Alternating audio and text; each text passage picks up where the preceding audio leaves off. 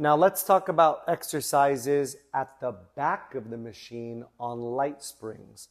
I don't think that you'll ever be at the back on a heavy spring exercise, but you will be for light spring exercises.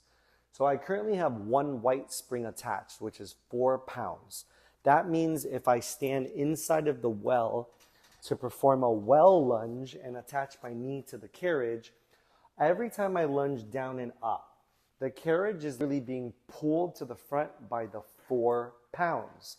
So when we're at the back for light spring exercises, which I refer to as medium exercises, the more springs attached, the harder, because it's pulling you to the front. So if we needed to modify and we were already on the lightest spring load, all we would need to do is move closer to the springs. I took a really big giant step back, and now I don't feel as pulled back from the spring as if I was all the way forward, which means that if you wanted to intensify because it was too light for you, you would take a giant step forward, further away from the springs to intensify because it's going to increase the pull.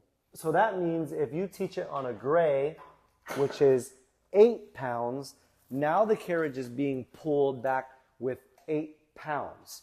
So if you needed to modify, you can take a step back closer to the springs or take a step away from the springs, making more of that 8-pound pull you.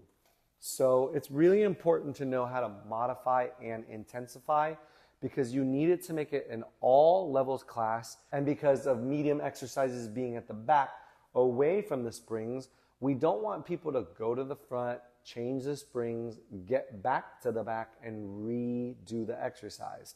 There are ways to make it harder or easier by simply moving back closer to the springs or by moving further away from the springs to increase the pull.